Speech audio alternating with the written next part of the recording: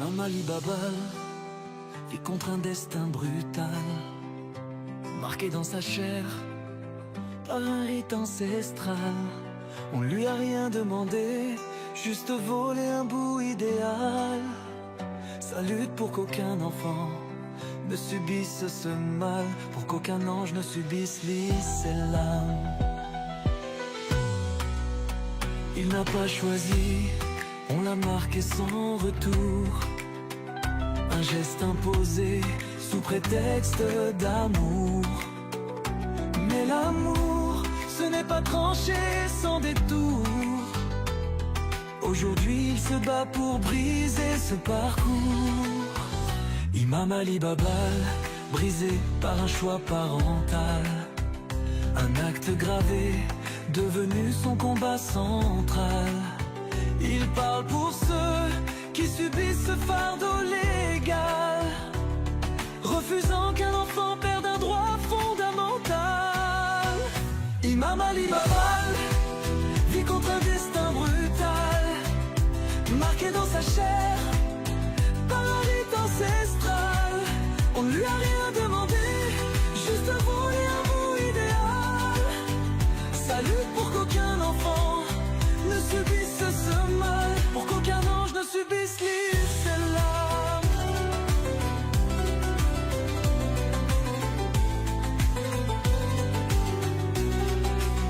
Il parle pour ceux qui n'osent pas, il défie ceux qui imposent. Face aux traditions figées, il lève le poing, il explose. Les âmes meurtries ne doivent plus se taire sous la cause, car le respect du corps est un droit que personne n'oppose. Les cicatrices ne s'effacent pas, elles brûlent à chaque instant. Pas seulement sur la peau, mais dans l'âme, dans le sang. On lui a dit c'est pour ton bien, mais qui peut juger d'un tel tourment, quand ce qui a été pris ne se rend pas, quand la douleur dure une vie, pas un instant. Imam Ali Babal vit contre un destin brutal, marqué dans sa chair par un rite ancestral. On lui a rien demandé, juste volé un bout idéal. Sa lutte pour qu'aucun enfant ne subisse ce mal, pour qu'aucun ange ne subisse l'islam.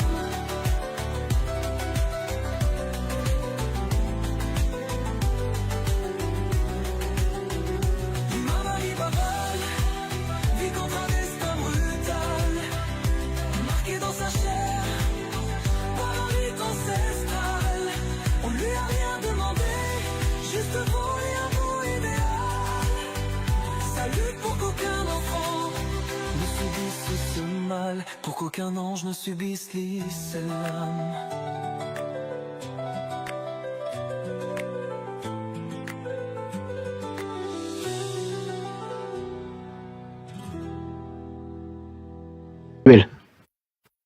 En voulant préserver aujourd'hui la liberté individuelle de nos concitoyens de confession musulmane, eh ben, on va finir par se retrouver piégés, encerclés.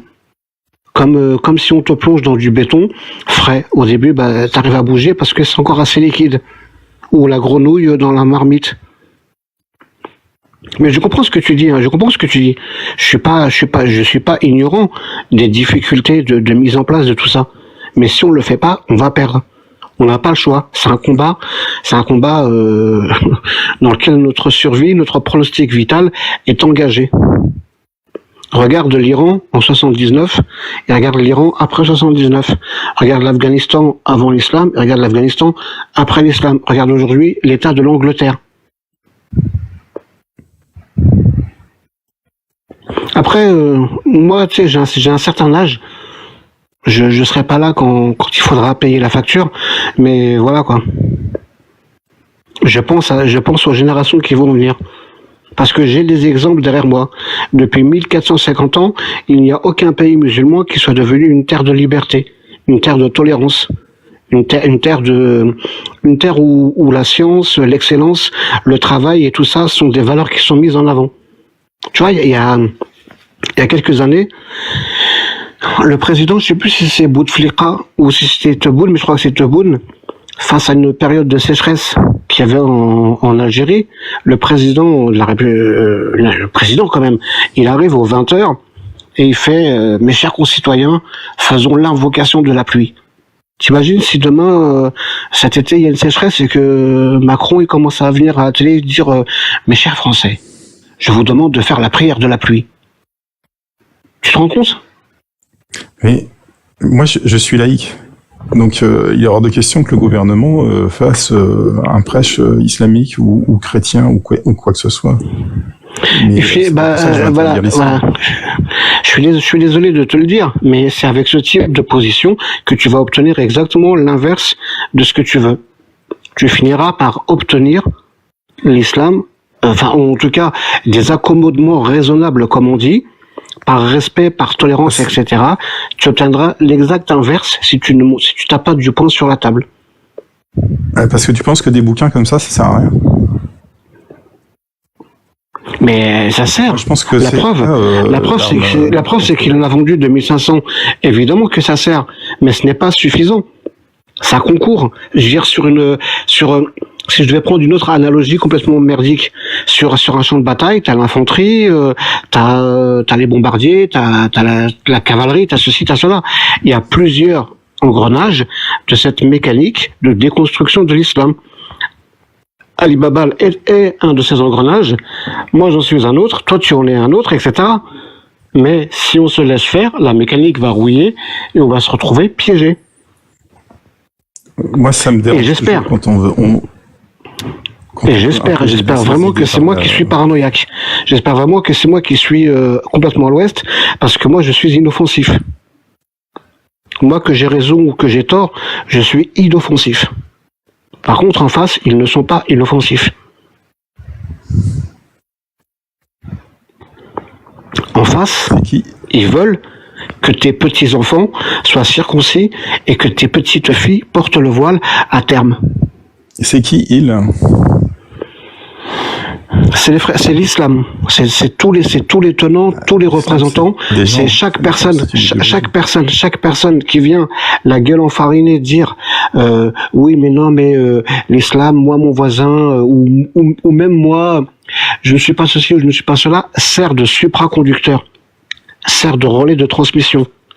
Il y en a qui vont transmettre l'islam à 0,0001%, mais ils le transmettent. Il y en a qui vont le transmettre à 122%. Et ils continuent de le transmettre. Après, comme tu veux, hein, moi franchement, si tu penses que la laïcité aujourd'hui est un rempart contre l'islam, bonne chance. Non, puis la question c'est qui j'espère que c'est pas pouvoir passer la poste kafir pour complotiste ou islamophobe ou je ne sais quoi. J'espère que c'est pas ça, parce que on a bien compris que si l'islam avance, c'est bien qu'il y a des gens qui le font avancer.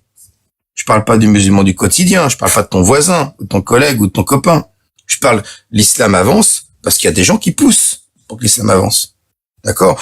On va pas dire il y a les frères musulmans, il y a des salafistes, il y a ce que tu veux. Il y a des gens qui font la dawa, des gens qui font la propagande, qui font de la dawa, qui font avancer l'islam. Voilà. Je sais qui, je connais pas personnellement.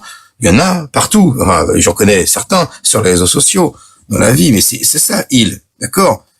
Moi, je les appelle les alaïstes, à pas confondre avec les musulmans de façon générale. C'est les avocats d'Allah, c'est les fous d'Allah, c'est les gens qui sont prêts à sacrifier les autres ou eux-mêmes, même pour leur Allah, pour la parole de leur Allah et pour ce dogme mortifère. Voilà, c'est ça, Maintenant, qu'on fasse des vidéos, qu'on ait des chaînes YouTube, que certains, comme Majidou Kacha ou Jacques Le Fou, énormément d'abonnés, Ali Baba, elle vend des livres et tout, c'est super, hein.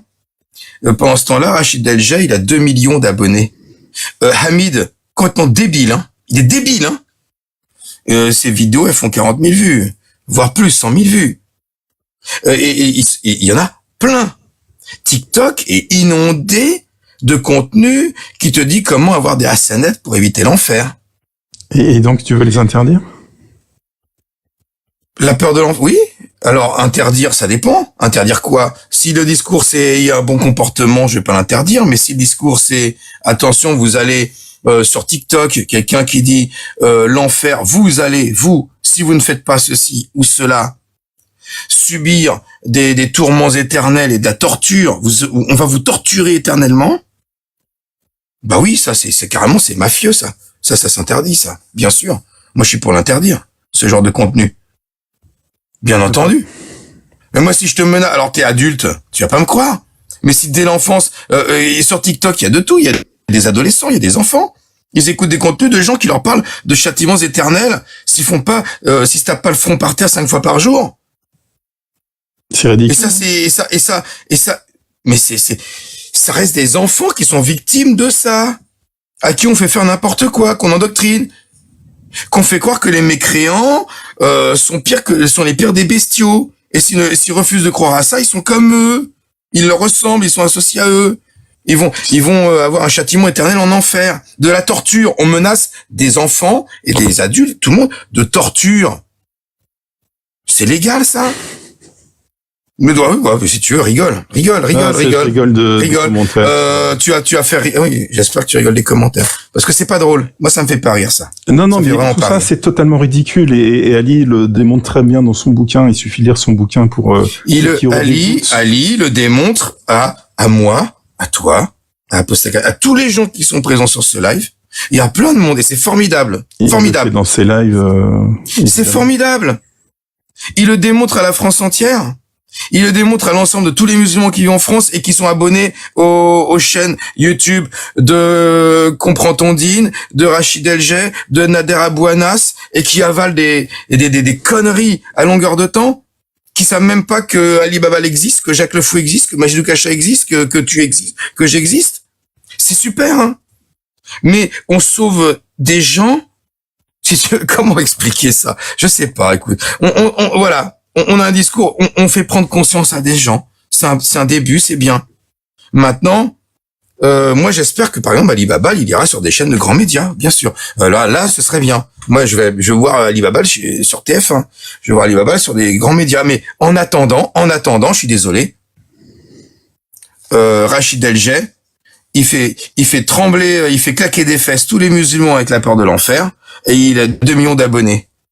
Et il est pas le seul. Il y en a des dizaines et des dizaines et des dizaines de chaînes et de mecs qui font la dawa et qui convainquent les musulmans de se radicaliser. Donc maintenant, utilise la persuasion si tu veux. Voilà, allez, je me tais. Ouais, je suis désolé, Ali, j'ai remis depuis à la machine. C'est reparti sur... Si tu veux me dire. Non, mais si ça peut faire, peut-être ça fera monter des musulmans, du coup. Moi, je me tais maintenant, je vous laisse parler. Mais peut-être que les musulmans vont monter. Alors, continue de me lécher. Qu'est-ce que t'aimes dans mon livre? Qu'est-ce que j'aime dans ton livre? Alors, il y a un truc que j'ai pas compris. C'est les notes de bas de page. Il y a des trucs que j'ai rien compris. C'est-à-dire? Je vais t'en donner une. Elles sont très claires, les notes de bas de page.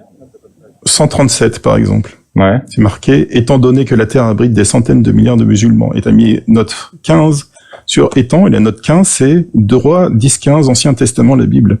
Bah, t'es allé voir ce qu'elle dit, cette référence? T'as lu la Bible? Ça parle pas des musulmans, ouais. Ouais, ça dit quoi? Alors, attends, je l'avais...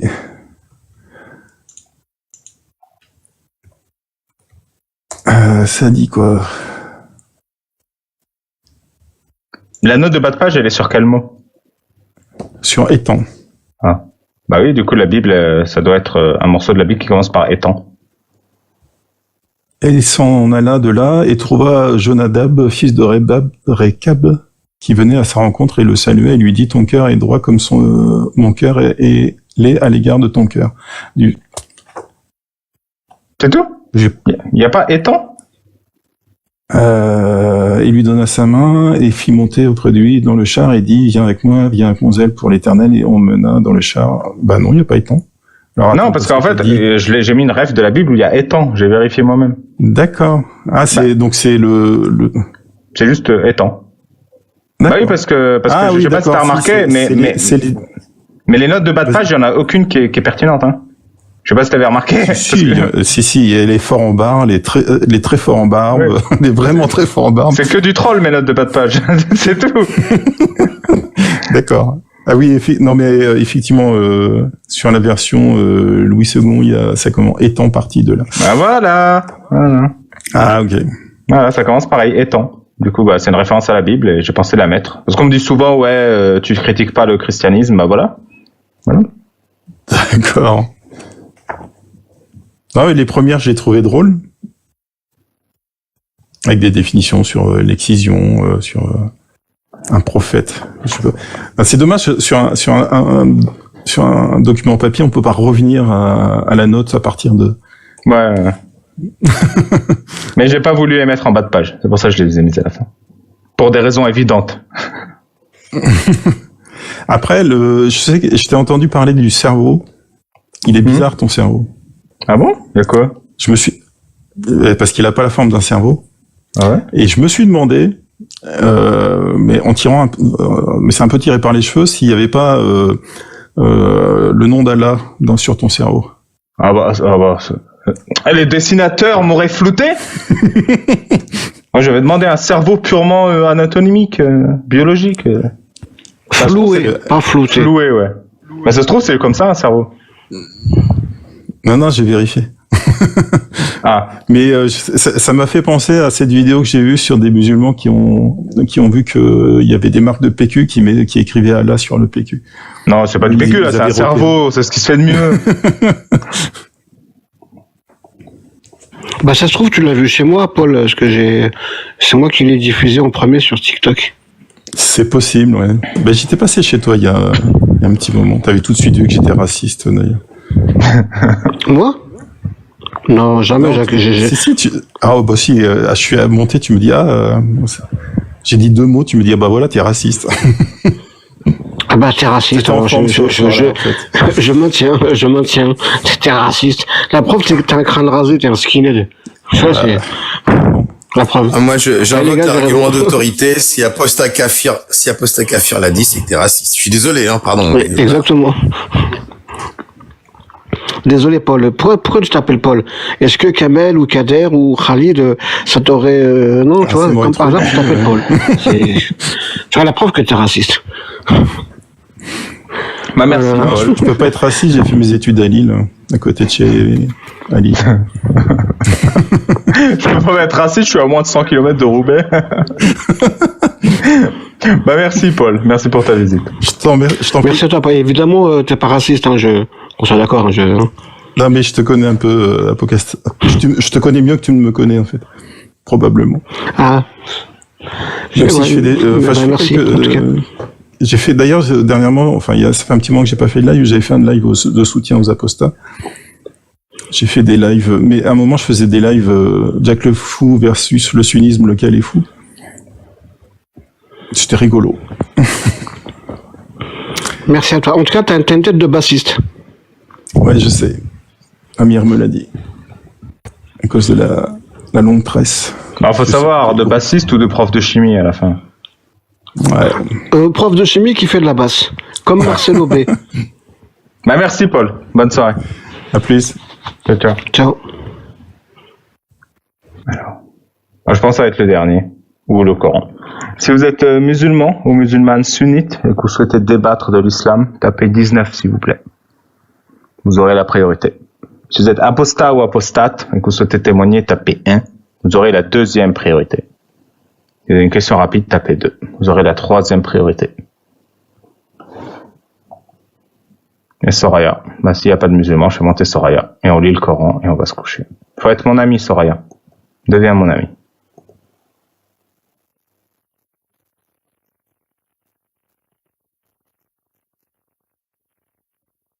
Et fais une demande.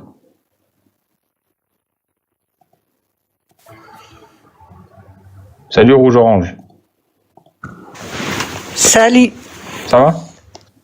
Ça va. Plutôt rouge ou plutôt orange? Les deux. C'est des souvenirs. Ok. Ça correspond à des souvenirs. Dis-moi, pourquoi t'es monté? Je suis montée, moi je suis athée. Ok. Je suis athée depuis toujours. Je suis française d'origine kabyle. J'étais montée une fois, mais on avait discuté 2 secondes. C'était à la fin. J'étais un peu fatiguée. Je sortais de clinique. Bon. Ah oui, moi, je circonstance voulais... idéale pour monter sur live d'Alibaba. Et non, mais j'ai même pas fait exprès de taper, j'ai fait un faux mouvement, bref. Ah, Donc, j'étais pas vraiment en état de témoigner. et là, ça va mieux? Ça va un petit peu mieux, ça va un peu mieux. Moi, je voulais surtout témoigner de...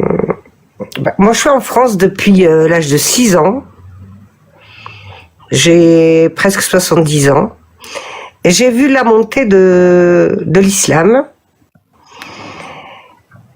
Et je veux dire, c'est une progression donc à laquelle j'ai assisté.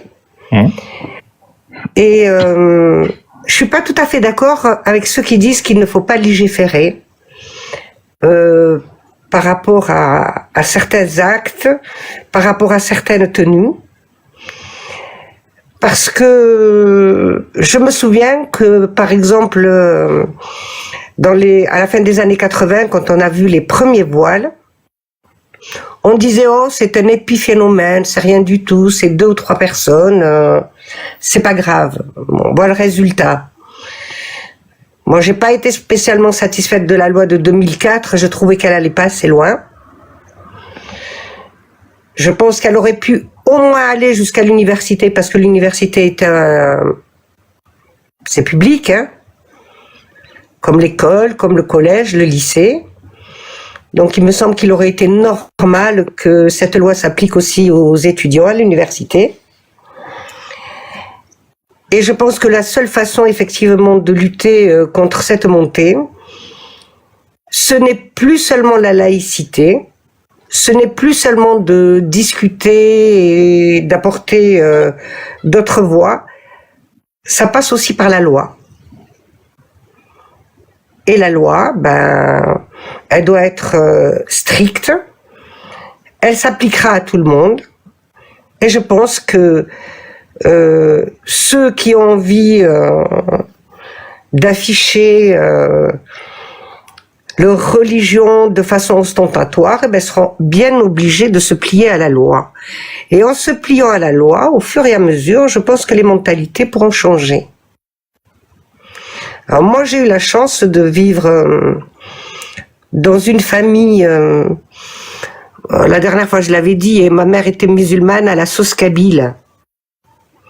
À savoir qu'elle mangeait pas de porc et elle buvait pas d'alcool. C'était tout. C'était tout ce qu'elle pratiquait. Mon père, lui, était athée. Et donc, j'ai pas été élevée dans un environnement musulman. Et moi, je me souviens quand j'étais petite, avant qu'on vienne en France, par exemple, je me souviens d'avoir vu ma grand-mère prier. C'était la seule personne que j'ai vue prier. C'était donc dans les années 60. Et chez nous, en Kabylie, on disait oui, les femmes qui prient, c'est les vieilles. Bon, parce qu'elles ont plus que ça à faire. Mais quand elles priaient, par exemple, on était tous dans la même pièce, elles se mettaient dans un coin, tout le monde discutait. Et en priant, elle participait à la discussion. S'il y avait une blague qui était faite, elle riait. Et c'était donc un islam light. Ça a dû changer depuis le temps. Hein. Ça a dû changer, je veux dire, même en Kabylie. Hein, parce que l'arabisation et l'islamisation de l'école ont fait quand même des ravages en Kabylie aussi. Hein. Et mais en tout cas, voilà, moi j'ai eu la chance de pas avoir à subir ça. Et en même temps, je veux dire, moi j'ai jamais cru, aussi loin que je me souvienne, j'ai jamais cru. C'est quelque chose qui m'a toujours paru bizarre. Et donc j'avais un certain recul qui me permettait aussi d'observer ce qui se passait autour de moi. Et ce que je vois aujourd'hui, on aurait pu l'anticiper. Les politiques auraient pu l'anticiper en imposant des lois strictes, parce que je pense que la loi de 1905 de la laïcité, elle n'est plus adaptée à nos jours. elle n'est pas adaptée à ce qu'est devenu l'islam. Je dis à ce qu'est devenu l'islam parce que moi, l'islam avec lequel je n'avais aucun lien, mais que j'ai pu voir dans mon enfance, n'avait rien à voir avec celui de maintenant. Hein. Et je pense que en Afrique du Nord et en Algérie, l'arabisation y est pour beaucoup. Je pense qu'autrefois, les gens en Afrique du Nord ne connaissaient de l'islam que ce qu'on leur transmettait oralement. Et donc cet islam était empreint de beaucoup de nos traditions berbères, kabyles. Et l'arabisation a fait que tout le monde a eu accès à la lecture des textes. Et donc a introduit un islam, l'islam réel en fait. J'allais dire, j'ai même pas besoin de dire l'islamisme, l'islam tel qu'il est contenu dans le Coran, dans les hadiths, dans les textes. Et donc, les gens sont amenés à l'appliquer strictement. Et ça, je suis persuadée, c'est une analyse personnelle, que c'est aussi dû à l'arabisation de l'école. Et même en dehors de la Kabylie, les Algériens qui parlaient un arabe, qui est l'arabe algérien, je ne sais pas si tu connais, hein, Ali Babal, qui n'a rien à voir avec l'arabe en réalité, hein. C'est une sorte de créole. Même les non-kabyles, en Algérie par exemple, n'avaient pas accès au texte, n'avaient pas accès au Coran, ils ne le lisaient pas. Donc l'islam qu'ils pratiquaient était un islam un peu folklorique. C'était un islam à la mode nord-africaine, berbéro, je sais pas trop comment le définir. Et en fait, le fait de ne pas être l'analphabétisme en arabe était un bienfait à l'époque. Oui, je sais, ça je sais. Tu sais, dans l'islam, je t'interromps pas parce que tu ramènes très bien ton histoire, mais dans l'islam, on glorifie l'ignorance. On te dit, tu sais pas lire, ah, c'est pas grave, le prophète il savait pas lire. Oui. Tu sais pas écrire, mais le prophète il savait pas écrire. T'es bête comme tes pieds, mais les compagnons ils étaient bêtes comme leurs pieds. T'inquiète, tu iras au paradis. Oui, j'entends bien, mais quand je parle du fait que les populations nord-africaines ne lisaient pas l'arabe, si tu veux, l'islam il n'y avait pas d'enseignement réellement de l'islam. Il y avait, tu sais, les familles maraboutiques, par exemple, en Kabylie. Tout le monde n'allait pas à l'école coranique. Ils étaient là pour régler quelques litiges, tu sais. Ils étaient censés connaître l'islam plus que les autres. Mais en réalité, les croyances étaient surtout liées aux traditions, qui n'avaient rien à voir avec l'islam. C'était des pratiques... C'est pas ça. C'est que l'islam, c'est un terreau fertile. C'est un terreau fertile. Quand un escroc arrive, il germe immédiatement. C'est pas que c'est juste que vous avez eu la chance que pendant une période de ton enfance, il n'y ait pas d'escroc. Mais l'islam prépare le terrain pour que les dictateurs, les escrocs et les voleurs et les menteurs aient le travail le plus facile possible. J'entends bien. C'est tout. J'entends bien.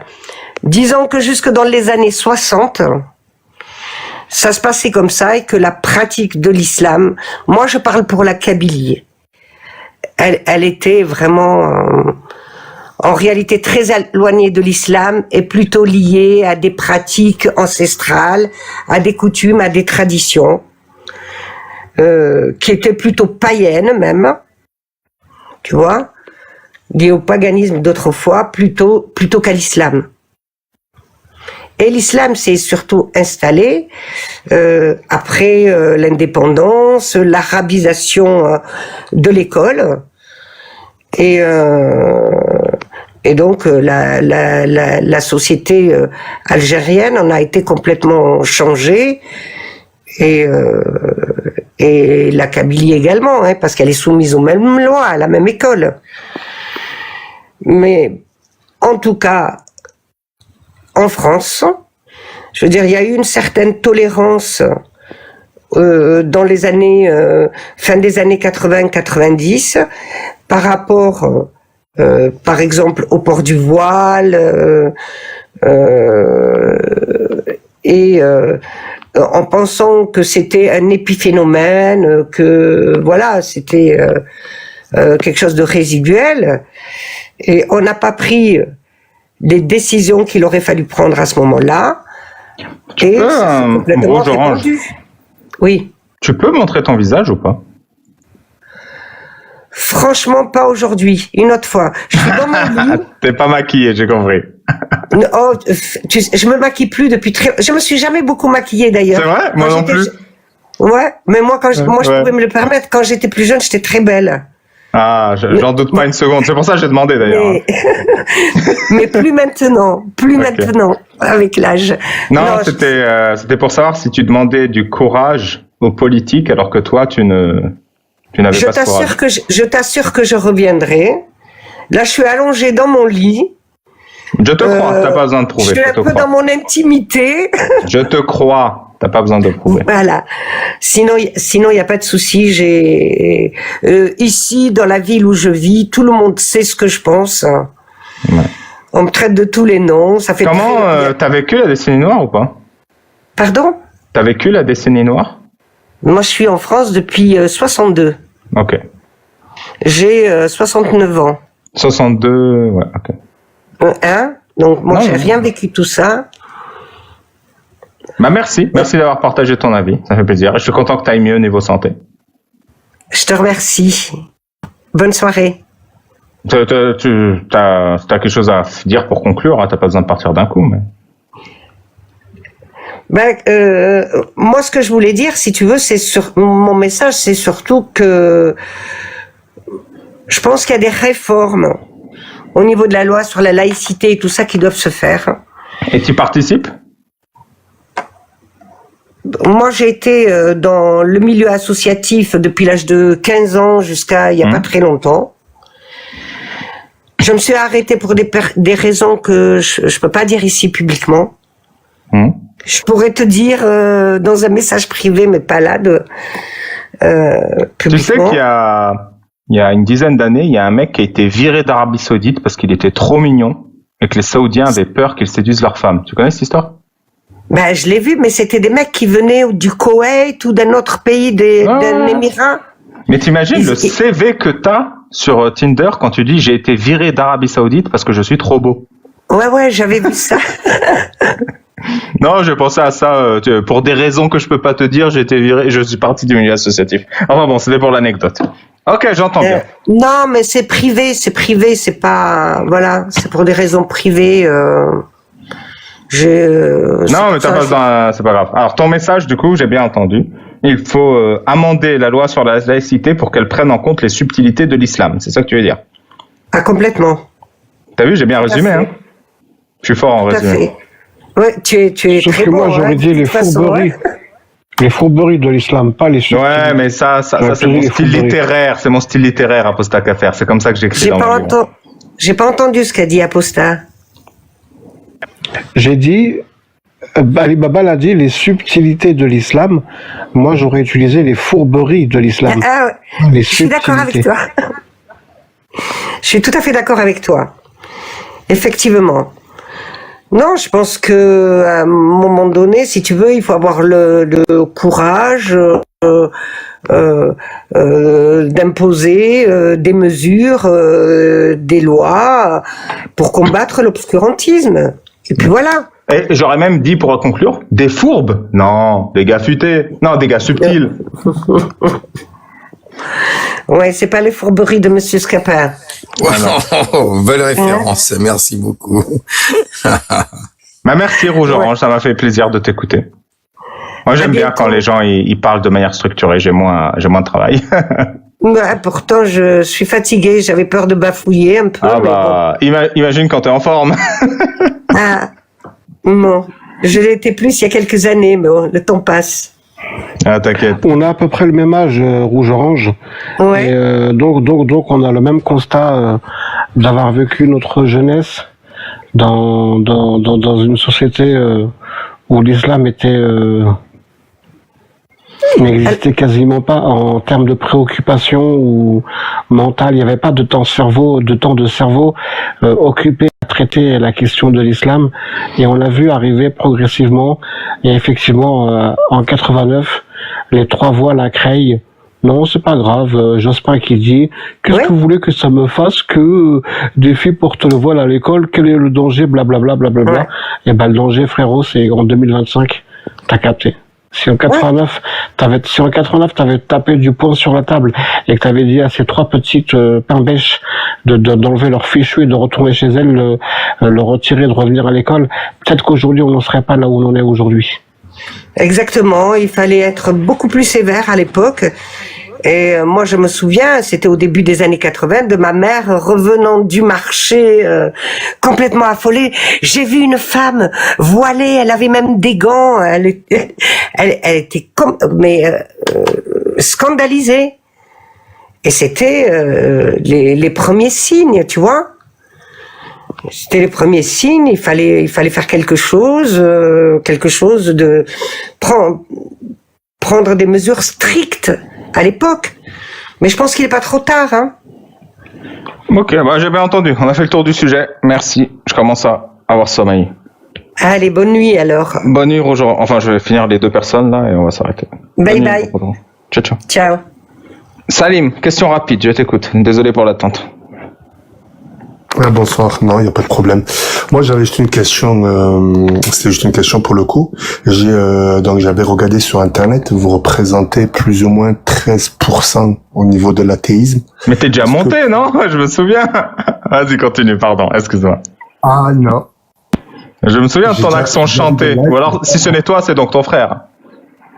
Un frère, non, j'ai pas de frère, des sœurs. Alors c'est l'un des tiens, car vous ne m'épargnez guère. Enfin, pardon, je divague. Moi, non. Donc, j'ai vu pas mal de tes lives, mais non, je suis pas monté pour le coup. Ok. Mais enfin. Dis-moi, alors, vous représentez. 13% au niveau de l'athéisme. Donc, est-ce que vous pensez peut-être ne pas être à côté de la plaque? Mais je sais pas, quand Mohamed il a commencé sa mission, ils étaient combien de pourcents les musulmans?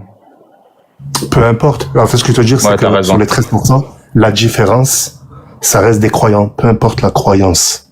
C'est vrai ça? Donc, Si c'est vrai, c'est est-ce très que grave. Tu veux dire que l'ignorance est l'écrasante majorité de l'humanité? Ça me fait peur, ça. L'obscurantisme a vraiment parasité tout le monde? Vous êtes ignorant pour le coup. Ouais, c'est vrai. Et toi, t'es connaisseur.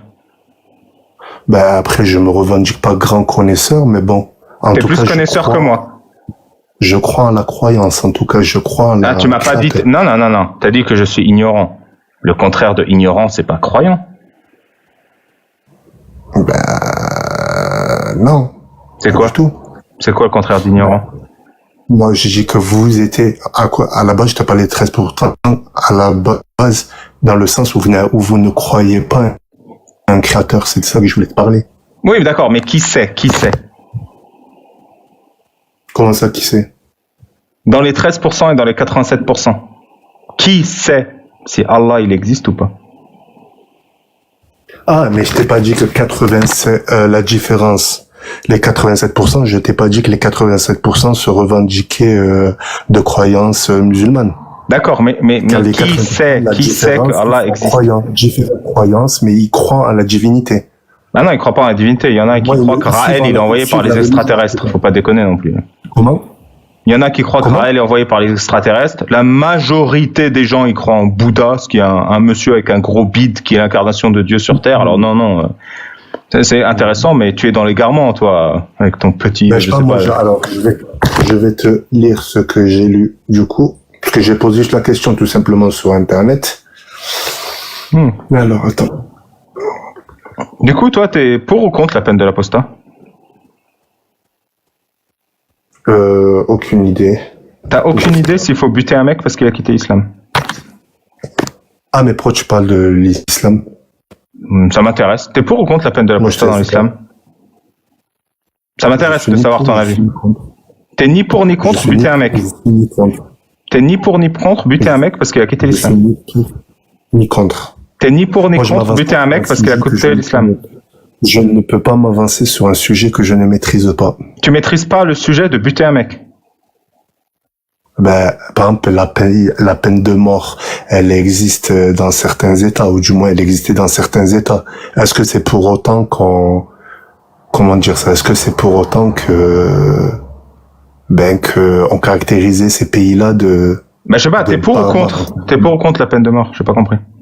Ben, ça dépend. En La fait, peine de par mort rapport à pour avoir quitté l'islam, par exemple. Voilà. je sais. Ben, en fait, tu veux parce que tu veux mettre quoi? Tu veux mettre en contradiction par rapport au texte? En fait, je ne sais pas. Ah non, que dalle. Je vais te mettre en contradiction par rapport à ton horreur et ton inhumanisme. Du coup, buter un mec parce qu'il a quitté l'islam, t'es pour? Parce que c'est ignoble. Moi, non. Bah, Toi, non. non. Moi, non. Donc t'es contre. Ben, ah oui, ben, je t'ai répondu. Parce que c'est absolument dégueulasse de tuer un individu parce qu'il a quitté l'islam. Pour moi, oui. Oui, c'est un acte dégénéré. Le prophète Mohammed ordonne un acte dégénéré. Après ça, je sais pas. Et après, est-ce que je sais pas? Aucune idée. Le prophète Mohammed dit, celui qui quitte sa religion, coupez-lui la tête. De cela, les grands savants de l'islam, des 4 écoles, on en déduit, celui qui quitte l'islam, dans la loi, on lui coupe la tête. Est-ce que le prophète Mohammed ainsi que les grands savants de l'islam sont des dégénérés qui ordonnent le meurtre pour avoir quitté l'islam? Donc, toi, est-ce que à l'époque du prophète, il y avait des gens qui avaient quitté l'islam? Du prophète? Quel prophète? Du prophète? Quel prophète? Bon. Ben, le prophète Mohammed. Du prophète, donc. Ok, pardon. Ben, pourquoi c'est quoi le problème? Je n'ai pas compris. C'est ton prophète? Ben, tout à fait. Ouais, c'est intéressant, ça. Pourquoi? Pas pour rien. Ah, je sais pas. Tu t'arrêtes sur des détails. Du coup, est-ce que ton prophète Mohammed, ton prophète Mohammed et tes grands savants qui valident le meurtre de l'apostat pour avoir quitté l'islam, on est d'accord, c'est des sociopathes sanguinaires dégénérés? Non, ça c'est toi qui le dis. Moi, je suis. Ah, je sais bien. J'entends bien que tu le dis pas. J'entends bien que tu le dis pas. Ne t'inquiète pas. Je le dis pas et je le pense pas. Et tu le penses pas, ça on l'a entendu aussi. Donc, du coup. Ah, en parlant de coups, t'es pour ou contre les 100 coups de fouet sur les fornicateurs? Ah oui, je suis pour. Alhamdulillah babal. Bah, je suis pour. Parce que, en vrai, si tu fonctionnes avec la logique aujourd'hui, en fait, du moins avant, si on avait appliqué cela, aujourd'hui, on n'aurait pas le résultat de ce qu'on a aujourd'hui, à l'échelle de la société. En tout cas, je parle. Oui, tu veux dire que la misère et la décadence. Oui, je comprends. La misère, la décadence et la dégénérescence de la société française est beaucoup moins agréable à vivre que le progrès humaniste et social des sociétés islamiques modernes. Excuse-moi, Ali Baba, j'ai une question parce que là, ça me turlupine. Mais attends, j'ai pas entendu sa réponse. Tout à fait? J'ai ça, c'est toi qui le dis. Je t'ai pas dit tout à fait. Ah, pardon. Mais moi, j'aurais voulu savoir les 100 coups de fouet. Salim. On va y arriver. Est-ce que tu penses les avoir mérités? Je finis ça et je te laisse. Pardon. Ok. Non, mais c'est bon. Juste, je finis ça. Et on n'oublie pas Soraya, s'il vous plaît. Oui, Soraya, ça se trouve, elle est pressée et tout, c'est jamais. Soraya, si tu es pressé, fais un signe discret. Vas-y, Bébert, fais ton truc, excuse-moi. Je m'attends. 31%, c'est tout. Oui, non, moi je voulais savoir de Salim, simplement si Salim, la peine des 100 coups de fouet, tu l'as mérité une fois dans ta vie ou pas, ou si t'as toujours été nickel à ce niveau-là, quoi. C'est la question que je pose, c'est tout, hein. C'est une simple curiosité personnelle. Moi, personnellement, je devrais les mériter. Parce que je ne suis pas très catholique, comme on dit. Ouais. Mais voilà. Est-ce que tu connais quelqu'un qui les mériterait pas dans ton entourage? Sûrement. Mais après, te dire à 100% qu'elle ne les mérite pas, je suis pas. La plupart de tes potes, la plupart de tes potes avec qui t'as grandi, ils méritent 100 coups de fouet, non?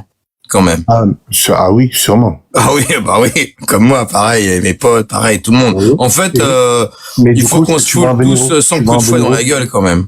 C'est mieux.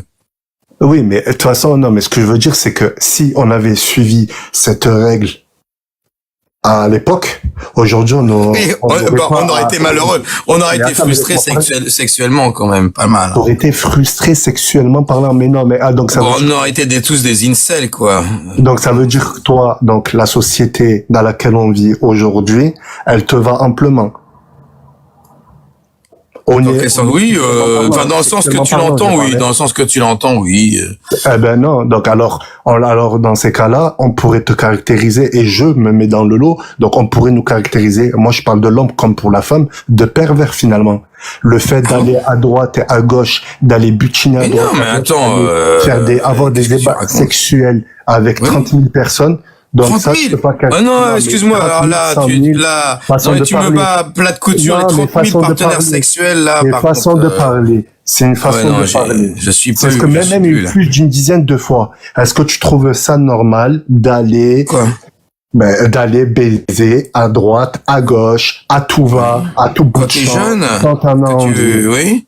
Quand Est-ce t'es que tu jeune, trouves ben écoute, ça je l'ai normal? fait, ça, je l'ai fait. Aujourd'hui, je suis donc père de toi, le jour famille, où tu auras, donc, j'ai ta des fille, enfants, demain, j'assume. Donc tu pousses ta fille à ça, du coup. Demain, t'as une Mais non, fille, pas du tu tout. vois. Et Mais pourquoi? Parce qu'elle est jeune. Il faut qu'elle vive son expérience, du coup. Alors que Bébert, si tu fouettais ta fille, oui, si je lui dis que 100 coups de fouet, ce serait beaucoup mieux. Bah Là, je lui ouais. dis, je prends pour exemple sa fille, là, ça lui va pas. Mais par contre, lui, en tant qu'homme, ça lui va. Mais non, mais ma dis-moi fille, s'il y a pas une ma forme fille, de- s'il y a pas une ma forme de fille, perversité. elle est toute petite. Ma fille, elle a l'âge d'être mariée à Mahomet, tu vois. Donc laisse ma fille tranquille. est-ce qu'elle a l'âge d'être Si tu fouettée, veux. Bébert? Est-ce Mais qu'elle a moi, l'âge d'être je donne fouettée? un exemple, Mais et là, je dis il y a ta pas fille, d'âge je la pour être connais pas. fouetté. Il y a pas d'âge pour être fouetté. Mais tu sais quoi, Bébert. Tu sais quoi, je préfère Non, parler mais avec tu veux Alibaba que parce je fasse tu du prends halal tout avec ma au fille, pied de la que je la lettre. marie à un vieux barbu? Non, ça marche pas comme ça. Non, Oui, non, non. mais tu connais Ma quoi, fille, toi, quand elle toi, sera, ma en fait fille, Tu je connais suis, quoi oh punaise, j'éduque connais ma On fille. va finir par Bon, vas-y. perdre Soraya, qui n'a plus que Ah 30% ouais, de batterie. vas-y, ça sert à rien, ça sert à rien. Il a pas Ouais. compris ce que c'est que l'éducation des enfants et qu'après la liberté, Allez, ça allez, provient comme d'une on a les éducation. 30% de Vas-y, Soraya, voilà. je donne encore 5%, Soraya. je donne encore 5% à Salim, parce qu'il brille quand même. Oui, Et après, oui, Soraya. tout à fait. Allez, je donne J'aime 5%. briller. J'aime briller Attends. durant la nuit, en plus. T'inquiète. En plus, je suis du genre agaçant. Ah ouais, bah écoute, tu l'as pas l'air là en tout cas. C'est plus ton bébé là pour le moment qui a l'air agaçant. Donc du Alors, coup, quel laisse est un ta coup de fouet, du problématique? coup. Je suis Je t'ai ton dit que j'étais bébé. favorable. Je suis ton bébé. Tu veux quoi d'autre? Qu'est-ce que tu veux que je te dise? Phosphorescent, Je suis favorable. agaçant, phosphorescent. Alors, Qu'est-ce qui t'arrive là, Constant? tu trouves pas que c'est dégueulasse de donner 100 coups de fouet à quelqu'un? Non. Pourquoi c'est dégueulasse? Bah, il y a plusieurs raisons. D'abord, tu dois attacher cette personne. Ensuite, tu dois te déshabiller. Ensuite, tu dois fouetter pour que ça va arracher la peau, ça va la torturer. Il faut que des musulmans soient là, donc les civils vont regarder. Il y a 1000 raisons pour lesquelles la torture sur l'espace public, c'est dégueulasse. Il y a du sang partout, il faut bien que quelqu'un Donc, lave. est-ce qu'aujourd'hui tu peux me sortir un exemple concret de ce que tu avances? Est-ce qu'aujourd'hui tu peux me sortir un exemple concret de ce que tu avances? Allez. Je comprends pas. Ben, tu es en train de raconter que c'est dégueulasse de recevoir des coups de fouet sur la scène publique. Ah non, de les devant donner, gens. de les Donc, donner aussi, hein, aujourd'hui, et de les donne-moi regarder. un seul exemple de ce que tu avances. Voilà. C'est ça. En France, un exemple. En France, ah oui, en France, ouais, bien Oui. entendu. Peu importe. Peu importe. Non, mais on est d'accord Je que t'ai pas c'est dit dégueulasse. forcément en On France. est d'accord Mais que si c'est tu vas en dégueulasse. France, eh ben vas-y, en France. Si Mais tu on veux. est d'accord que c'est un acte dégénéré de fouetter un être humain. Bon, tu as avancé des choses. Sors-moi un exemple. C'est simple. En Sors-moi un France, exemple. on est civilisé. C'est pour ça qu'on ne fouette pas comme Donc, Allah moi, l'ordonne. c'est toi qui c'est ton bébé qui a parlé de la France. Moi, je t'ai dit où tu veux à l'échelle internationale. Oui. À l'échelle Sors-moi un exemple. internationale, les êtres humains sont suffisamment civilisés pour ne pas appliquer la loi d'Allah. On va partir de ce principe. Pourquoi Donc, pas, du même si coup- le cas contraire est vrai. Donc, Du coup, la du loi coup- d'Allah est dégénérée et ne s'applique pas aux sociétés modernes. Non, rien à voir. Ah, c'est qu'en ok. fait, si tu veux, Pardon. c'est que les gens ont évolué. Il y en a qui sont, en fait, si tu veux, il y en a, ils ont pris à la carte ce qui leur a arrangé. Donc, en fait, si tu veux, quelque part, il y en a qui ont décidé de Mais ils ont moderniser évolué, l'islam à leur Non, sens. j'ai compris. Les gens ont évolué. J'ai compris. Ouais, j'ai compris. Les gens ont évolué. Non, et ils ont c'est pas regrettable. évolué. Non, pas du tout. Ils ont pas évolué. Ils ont pas évolué. C'est qu'ils ont décidé. Bon, oui, il y en a qui ont, si tu veux appeler ça évoluer, il y a pas de problème. Mais la plupart, ils ont décidé de prendre ce qui leur a arrangé. Non, j'ai compris. Les gens, donc, vu qu'ils n'ont pas évolué, ils ont régressé. On a régressé et on arrête de fouetter les gens. C'est ça que tu veux dire? Ben, c'est pas question de régression. C'est pas question d'évolution. C'est question de que les gens, ils ont pris ce qu'ils avaient envie de prendre, tout simplement. Arrête de transformer mes propos. En aucun cas, je te parle de réduire. En aucun cas, je te parle de progrès. Je te dis juste que les gens, ils sont sélectifs. Tout simplement. Mais du coup, c'est une Tout bonne ou une simplement. mauvaise sélection de pas fouetter? Mais c'est quoi que tu comprends pas? Moi, je t'ai dit que j'étais favorable. Ah, donc on ça a... se fait pas. Maintenant, je suis pas en train de me lamenter sur mon sort. Donc c'est pas grave. Maintenant, ça se fait pas, ça se fait pas. Mais voilà, fin. Mais j'entends bien. de base, moi, si je pouvais, maintenant, si ça tenait qu'à moi personnellement, moi, j'aurais été favorable parce que aujourd'hui, quand tu regardes, en tout cas, à l'échelle nationale française, en tout cas, parce que c'est le pays dans lequel j'habite, eh ben, je vois la perversité, mais à tout va, mais vraiment à tout va. Est-ce que tu acceptes donc, que je en réalité, t'applique, laisse-moi moi, finir, des j'arrive à la fouet? fin. Non, laisse-moi finir, il m'a posé une question, donc je vais au bout de ma réponse. Donc, ce que je veux dire, c'est que, oui, moi, je l'aurais restauré aujourd'hui parce que, ça aurait permis, finalement, à ce que l'humain redevienne finalement humain et qu'il arrête de se comporter comme un animal, tout simplement. Est-ce que tu m'autorises à te fouetter pour que tu redeviennes humain après toutes les fornications que tu as lois, fait dans ta vie? alors, Bébert, je t'explique. La loi, Moi, je veux bien te fouetter, hein. Mais laisse-moi te parler. La loi, c'est se faire fouetter et non s'auto-fouetter. Tu vois? Oui, mais moi, je te fouette. Moi, je te fouette et tu te fais fouetter par moi. Ah, non. Comme ça, tu expies pour ton Allah, écoute. Mais non, moi, je te rends service, hein. Moi, je fais ça vraiment, c'est pour rendre service. Bébert, tu te revendiques musulman? Non. Donc, ce n'est pas à toi de Si, je suis musulman. Non, tu n'es pas musulman. Écoute, alors dans ces tu me cas-là, taquines, je suis musulman. J'ai compris la règle, j'ai compris. Ouais, c'est ça. Donne-moi Pour redevenir humain, non, attends, Ali Baba, pour redevenir humain, il faut qu'un musulman te fouette. J'ai compris la règle, ça y est. Non, voilà. Je suis musulman, c'est bon, donc, je fouette. Bébert, il n'y a pas de souci. Je vais prendre au pied de la lettre le fait que tu sois musulman, il n'y a pas de souci. Tu peux me donner l'attestation 2 fois, je veux te l'entendre réciter maintenant. La ilaha illallah, Muhammadun Rasulullah. Ah, c'est pas très ça, hein. C'est pas très ça. Ashhadu la ilaha illallah Muhammadun Rasulullah. Bah merci, c'était une magnifique conclusion. 2 secondes, les gars. J'avais dit juste. Ça va, t'acceptes pas ça, c'est bon, je me suis appliqué. C'était magnifique. Malheureusement, on a Soraya qui faut respecter ses 25%. T'es le bienvenu lundi, Salim, pour reprendre cet échange parce que tu fais du bon travail et j'ai très envie de te parler une 3e fois. Alors à bientôt lundi. Pourquoi une 3e fois? J'aurais bien aimé dire un truc à Salim. Eh ben, vas-y, Soraya, que je ne connais pas. Allez, c'est la fête aujourd'hui. Bonsoir Ali, bonsoir à vous. Salim, en tant que musulman, on sait que Allah est le plus juste, donc le plus juste en châtiment. Plus juste en tout. Oui. C'est ce qui est censé être.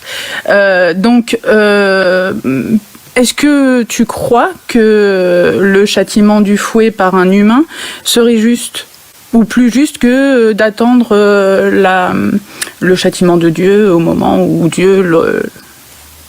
En réalité, vaut mieux que l'humain il soit sanctionné dans ce bas monde pour pouvoir, du moins en espérant le réformer, tu vois, que se faire sanctionner en enfer, parce qu'en enfer, ça sera bien pire que des coups de fouet.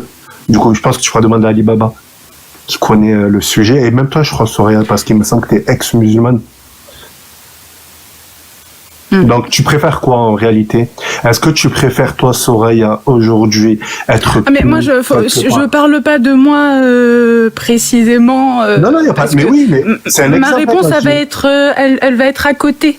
Parce que je n'y donne plus d'importance, on va dire. Donc, oui, je préfère attendre. Ma réponse te va, du coup, quoi. Pardon? Ma réponse, du coup, te va, Soraya, ou pas? Je comprends ta réponse. Oui. Elle a pas mal ou pas mal, hein, mais... Il n'y a pas de problème. Après, En tout cas, je réponds déjà à ta question, du coup. Oui, merci. De rien, Soraya, il n'y a pas de souci. Merci. Écoute, du coup, Alibaba, je vous laisse et en tout cas, merci de m'avoir donné la parole. Je t'en prie, merci pour ta visite. Toujours un plaisir de fracasser l'islam avec toi. Non, ce n'est pas... Si pour toi, c'est... Bon, il n'y a pas de souci. Allez, je te laisse kiffer si tu veux. Mais à bientôt, tu reviens quand tu veux parce que j'ai plein de questions. Ouais, t'inquiète. Quand je verrai en live, je reviendrai la prochaine fois. Si je te vois. Cool, Inch'Allah. Ouais, Inch'Allah, tout à fait. Inch'Allah. Je fais partie toujours de ce monde. T'inquiète, je t'autorise à vivre jusqu'à la prochaine fois. Ciao, ciao. Non. Allez, ciao. Alors, Soraya, bonsoir. Il y a Aposta qui a beaucoup insisté, c'est-à-dire que c'était quelqu'un d'important. J'écoute. C'est pas que je suis personne, mais c'est vrai que ces derniers jours, je fais le tour des apostats. Ah. Je suis passée sur le live de Chana en premier avec Amir pour faire mon premier témoignage d'apostasie en vidéo. Okay. Mon second, c'était là il y a 2 jours, je crois, sur le live de Cassius avec Amir aussi. Et du coup, je me suis dit, il faut que je parle avec Ali Babal aussi. Le meilleur imam de France, j'écoute. Cher Babal. Ok. Du coup, oui. Je vais peut-être m'habituer à force, je sais pas. Ça va pas être aussi construit que Rouge-Gorge, je pense, parce que bon, je sais pas trop par où commencer. Moi, c'est plus t'as apostasié quand? Objectif. Alors, ça fait à peu près 1 mois que je l'ai dit à mes parents. Et t'as quitté l'islam quand? Alors c'est pas, j'arrive pas à le dire dans ce sens-là. Moi, c'est plus une prise de conscience. Je me suis rendu compte que non, c'est plus cohérent. Il y a plus, enfin, ça fait longtemps que je vois des incohérences, mais je cherchais toujours à retomber sur mes pattes et à ce que ça, en fait, je faisais mon truc à moi, en gros. Mais ouais, là, ça doit faire 3 mois que moi, dans ma tête, je me suis dit, ok, je suis pas musulmane, j'ai compris. Et t'étais voilée? Non, j'ai jamais été voilée. Ok. Vas-y, j'écoute ton histoire. Du coup, oui, 3 mois que je me suis dit que je n'étais plus musulmane. Mais ça fait à peu près 2 ans que je commence à vraiment me poser des questions. Donc, il y a 2 ans, je me suis séparée de 15 ans de mariage avec un musulman, du coup, djiboutien, yéménite. Et un mariage très compliqué. Et comme dirait mon père, c'est complexe cette affaire. Alors comment tu l'as rencontré? Sur mektoub.com? Non, presque. Pire. Mais oui, sur Internet, du coup. J'étais jeune, hein, j'avais 17 ans et j'en ai 37. Donc, et t'étais musulmane donc? J'étais musulmane, je suis née musulmane. Mon père converti. Tu l'as trouvé où, du coup Oh, tu veux vraiment que je te dise où? Mais ces histoires-là, on les entend nulle part. C'est-à-dire, si tu nous le dis pas, on saura jamais. Donc, où est-ce que j'ai trouvé mon ex-mari? Sur skyrock.com. De Djibouti, il y a un mec de Djibouti qui t'a rencontré sur Skyrock. il est venu en France à l'âge de 13 ans. Donc il était français aussi, ouais. Voilà, français de Marseille, oui. Ah bah oui, de Marseille, oui, c'est comme si c'était Djibouti. Donc skyrock.com, ok, oui, bon, c'est à la base. Voilà.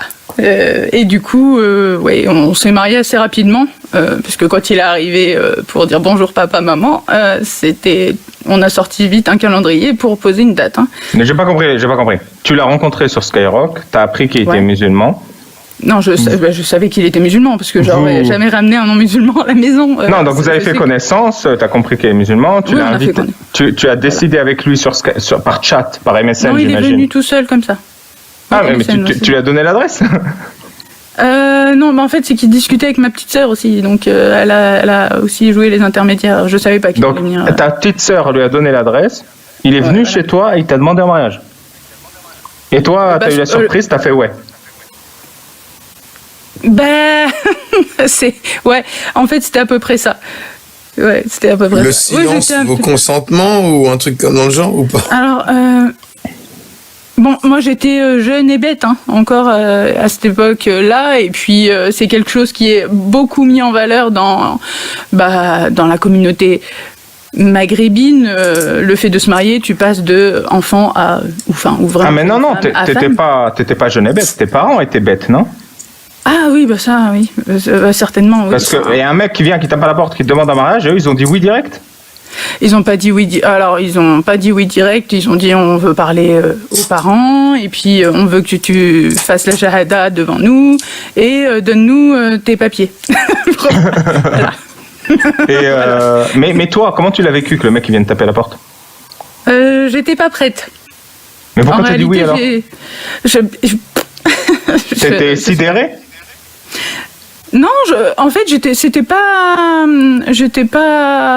Alors, j'étais pas prête, mais en même temps, ça m'a fait plaisir, en fait. Ouais, voilà. Ouais, tu t'es dit, je vis la romance. Ouais. Ouais, est-ce qu'il n'y a pas, je dis ça psychologiquement, j'essaie d'imaginer la scène, mais un problème, un inconnu vient frapper à la porte chez tes parents. J'imagine que tes parents te regardent de travers quand même. Enfin, il sort d'où ce mec? Et du coup, quand je la demande en mariage, tu te sens un petit peu obligé de dire bah oui, en fait, c'est du sérieux, tout ça. Alors qu'en fait, est-ce qu'il n'y a pas cette pression-là? Le fait que le jugement des parents, c'est quoi ce mec qui débarque à la maison et qui t'a obligé un peu à accepter quelque part sa demande? Alors, lui, il n'avait pas l'intention de me demander en mariage quand il arrivait. Il voulait juste, faire ma connaissance. Mais c'est mes parents qu'on... Voilà, c'est ça en fait. Ils ont sorti le calendrier. T'es pas venu là pour regarder dans le blanc des yeux. Voilà. Et du coup, nous, on avait choisi une date 6 mois après. Et puis, ma grand-mère maternelle, elle a avancé le truc. On s'est mariés 1 mois après que je l'ai vu la première fois, quoi. En fait. Donc ça a été très très rapide. Et oui, effectivement, je mens. J'ai eu 5 enfants avec cet homme en 15 ans. Et ça a terminé par, je l'ai pas, un jugement pour violence conjugale et une condamnation du coup. Mais du coup, les violences conjugales, je suis désolé de l'entendre, c'était tous les 15 ans ou c'est récent et ce qui a poussé à divorcer? Non, alors ça n'a pas commencé tout de suite, les violences physiques en tout cas. C'est venu, alors je me suis mariée en 2008 et c'est venu en 2014 à peu près. Et donc tu avais 18 ans à l'époque, tu avais 19 ans? Il m'a fait vivre à Marseille. Alors j'avais... Alors, il faut que je calcule. Je me suis mariée, j'avais 20. Donc, 2018, 19, 21, 23, 24, 25. Du coup, je devais avoir 24 ou 25. 26. Et donc, les premières années ensemble, tu l'aimais sincèrement ou... Oui, voilà. Bon, après, il y avait des éléments qui pouvaient me donner des... Il y avait des petits clignotants rouges, mais j'en faisais... j'étais un indice. Il y avait un indice. Le bel indice, tu vois. Il y en avait plusieurs. Indice, quoi. Vas-y, donne les éléments, j'écoute. Il y en avait plusieurs. Je sais que il m'a raconté un petit peu sa vie. Il sortait d'une vie de violence déjà. Il était maltraité par ses parents, son père surtout. Et voilà. Et moi, dans ma tête, je me suis dit je vais lui montrer qu'en fait, il n'y a pas que des personnes comme ça en fait dans la vie. Ça existe d'aimer en vrai. Mais ça marche pas en fait. Ça marche pas. J'ai bien remarqué. Mais si, ça marche, mais pas avec tout le monde. Ouais, je sais pas. Ouais, faut que la personne ait elle-même le déclic, sinon. Oui, c'est vrai. Tu sais combien il faut de psychologue ou de psychiatre pour changer une ampoule? Pour changer une ampoule. Ouais.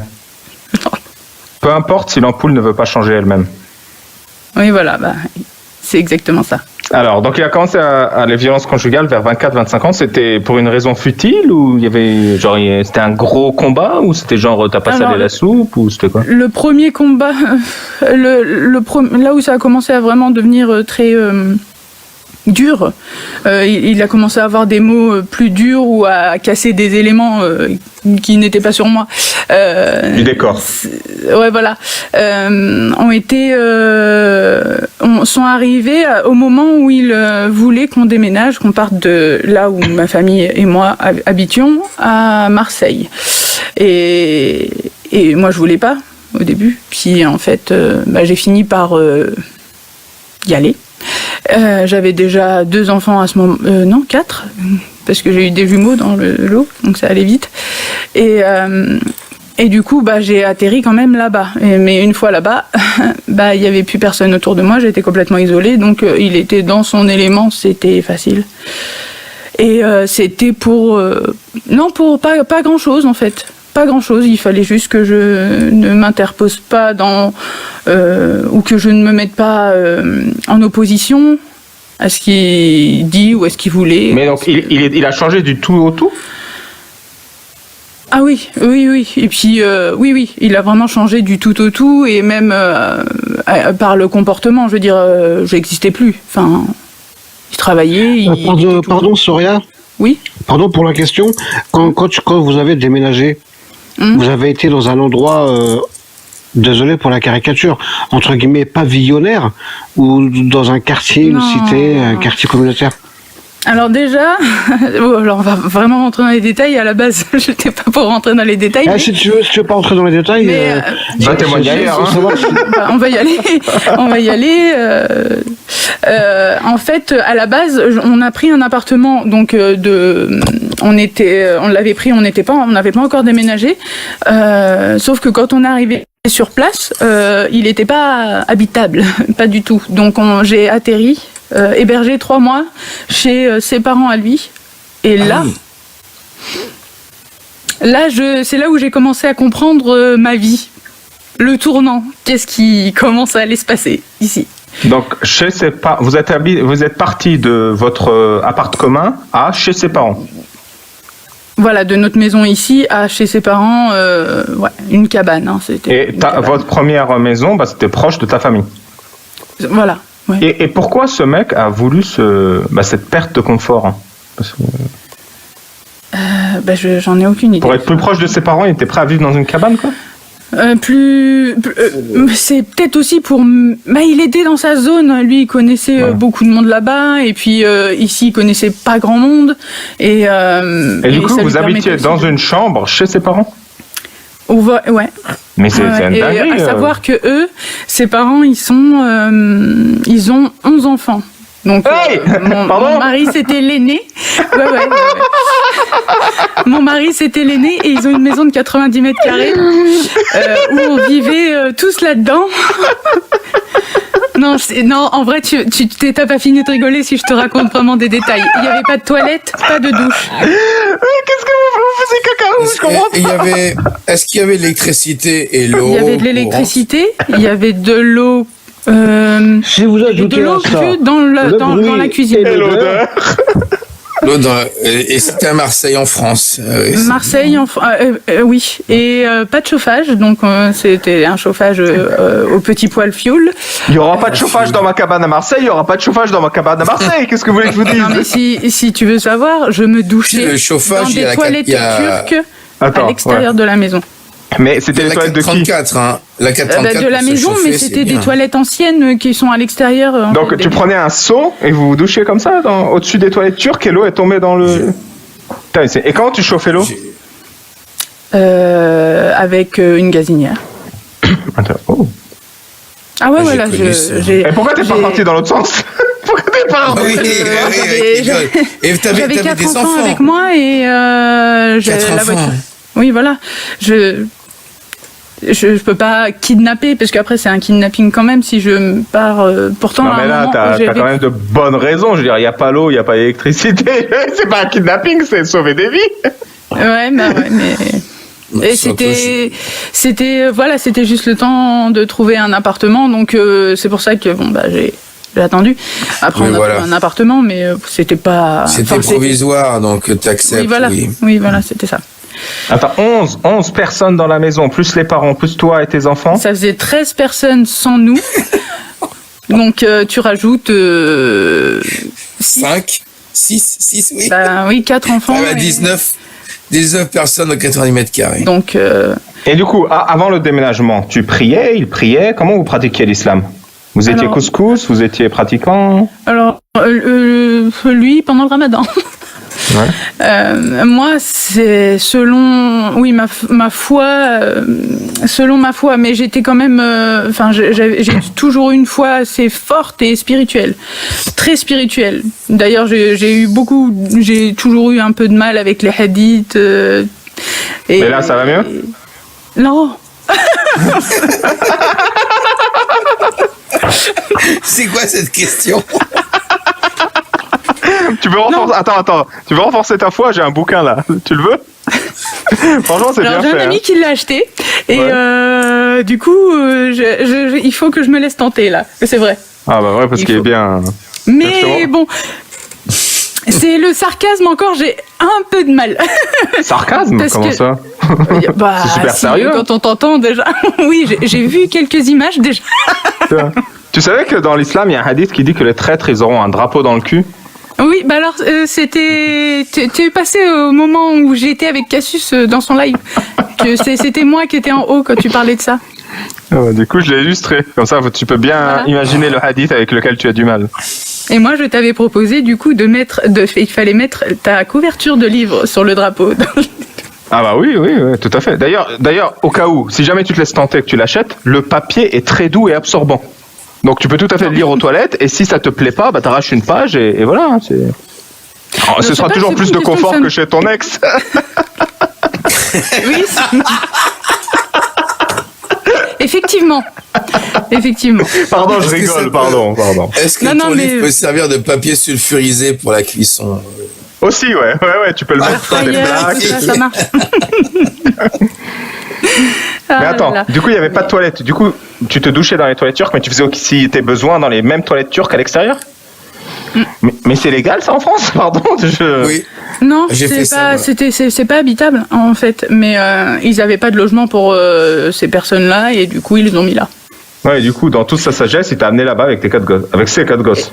Et au début j'avais de la peine, mais après quand j'ai vu les connards qu'ils étaient, bah je ben, bien fait. Pourquoi? Ah, la famille aussi, elle t'en faisait voir toutes les couleurs? Oui. Ah oui. Mes 3 mois d'hébergement, son père, j'ai bien cru qu'il allait me taper lui aussi. Hein, oui, clairement. Et la mère? La mère au début, elle était pas trop, mais plus ça allait et plus, oui, on va t'enterrer dans le Mais jardin. t'étais... Oh, ah oui, ça va. Oui, oui, Oh, c'est normal. oui, ça. Ils avaient un jardin. Attends, ils avaient un jardin. Oui. T'as oui, pas ils ont dit un ce grand détail jardin. tout à l'heure. Ils ont un jardin, tu vois. C'est un Oublie les jardin détails, avec c'est un pas cabanon grave. de jardin. Ah, tu vois en plus. Mais du coup, Donc- à 14, 15, là, comment vous faites votre douche, là? Il y a un agenda, il y a... Alors non, bah non, la plupart ne faisaient pratiquement pas leur douche parce que ça les intéressait. Du coup, c'était un peu privé, Et, quoi, pour toi. Ouais, pas très propre, mais bon. J'ai envie Et, de me doucher, c'est occupé. T'as la maman, mon ex-belle-mère du coup qui se lavait sur la terrasse comme ça, à l'air libre, devant tout le monde. Fallait juste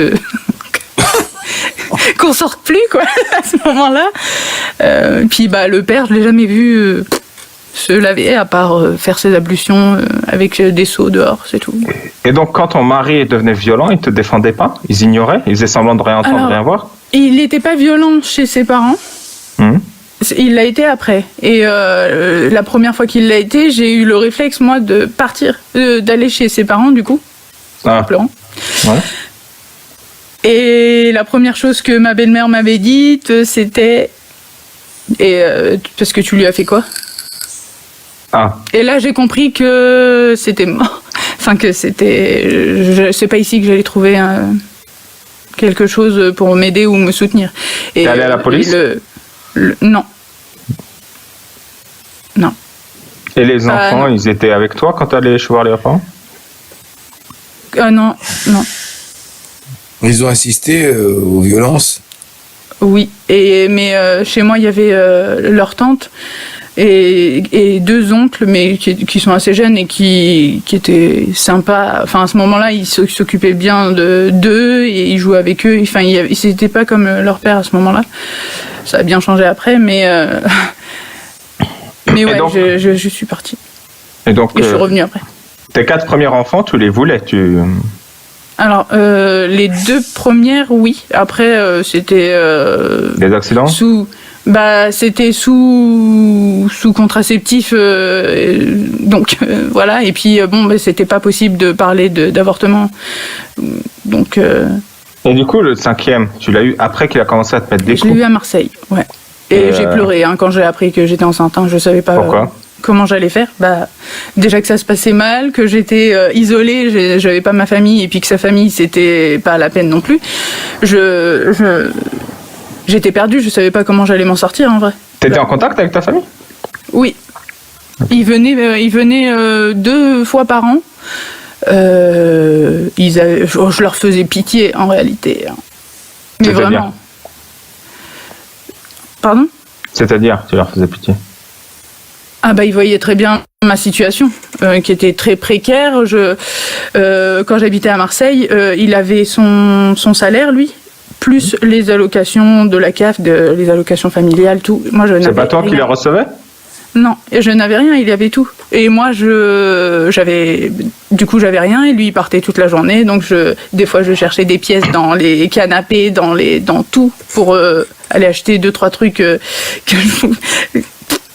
Et oui, donc je n'avais même plus de quoi m'habiller, plus rien, je n'avais rien.